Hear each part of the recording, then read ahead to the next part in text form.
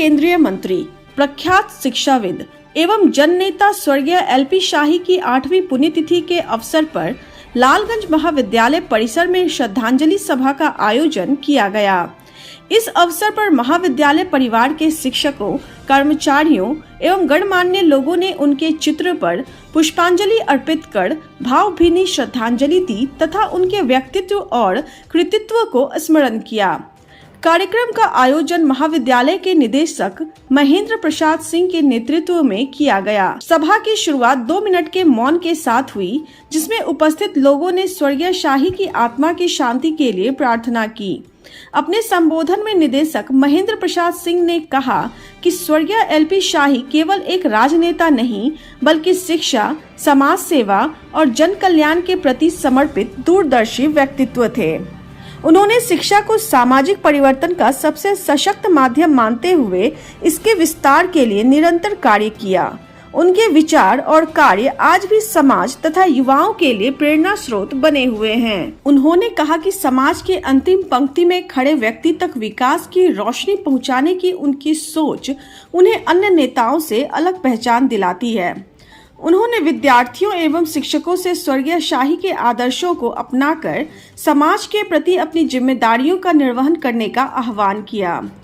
महाविद्यालय की प्राचार्य किरण कुमारी ने भी स्वर्गीय शाही के जीवन एवं कार्यों पर प्रकाश डालते हुए कहा कि उन्होंने अपने राजनीतिक और सामाजिक जीवन में ईमानदारी, सादगी तथा जनसेवा की मिसाल कायम की।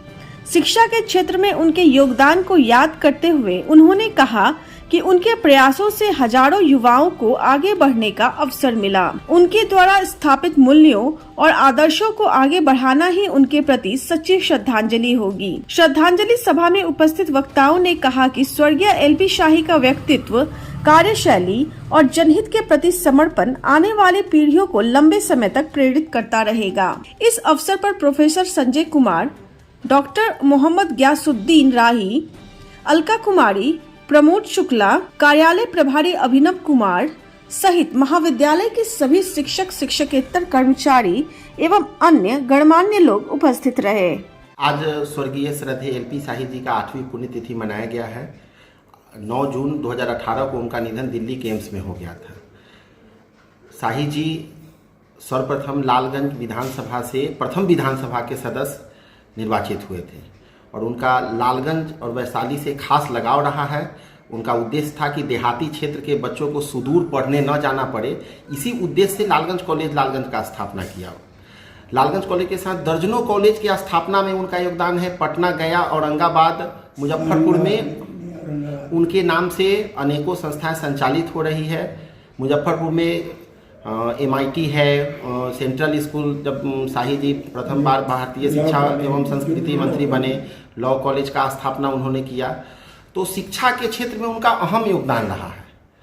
कहते हैं ना कि कुछ लोग वक्त के सांचे में ढल जाते हैं और कुछ वैसे लोग होते हैं जिनसे सांचे बदल जाते हैं। तो शाही जी का कृतित्व सांचा बदलने का था और उनका जो उद्देश्य था, उनका जो सोच था, आज हम लालगंज कॉलेज लालगंज में कार्यरत है। तो उनके सोच को साकार करने के लिए डॉक्टर महेंद्र प्रसाद सिंह जी के निर्देशन में यह महाविद्यालय संचालित हो रही है और शाही जी का जो सोच था, उस सोच के अनुरूप यह महाविद्यालय दिन प्रतिदिन विकास की गाथा को लिख रहा है और प्रगति के पथ पर अग्रसर है। आज महाविद्यालय परिसर में श्रद्धांजलि सभा का आयोजन किया गया, क्या था सर? महाविद्यालय के संस्थापक स्वर्गीय एलपी शाही जी थे। 8 वर्ष पूर्व उनका देहांत हो गया, ये 9 जून को। इसीलिए उनके याद में हम लोग श्रद्धांजलि सभा का आयोजन किया और सभी लोगों ने अपना अपना श्रद्धा सुमन समर्पित किया। रह शाही जी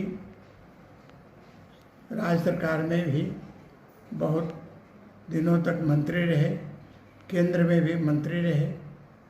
तो इनका जो विभाग इनको मिला उस विभाग में इन्होंने डेवलपमेंट किया, चाहे वो एग्रीकल्चर हो, उद्योग हो, सभी विभागों में किया।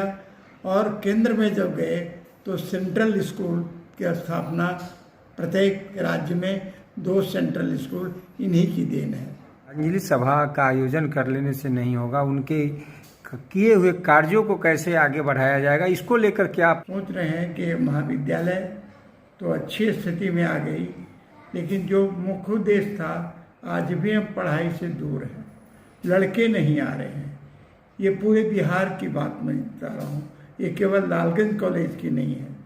यहाँ के जो माननीय कुलपति जी हैं उनसे भी मैं डिस्कशन किया कि आप कुछ कड़ाई कीजिए जिसमें लड़के वर्ग में आवे।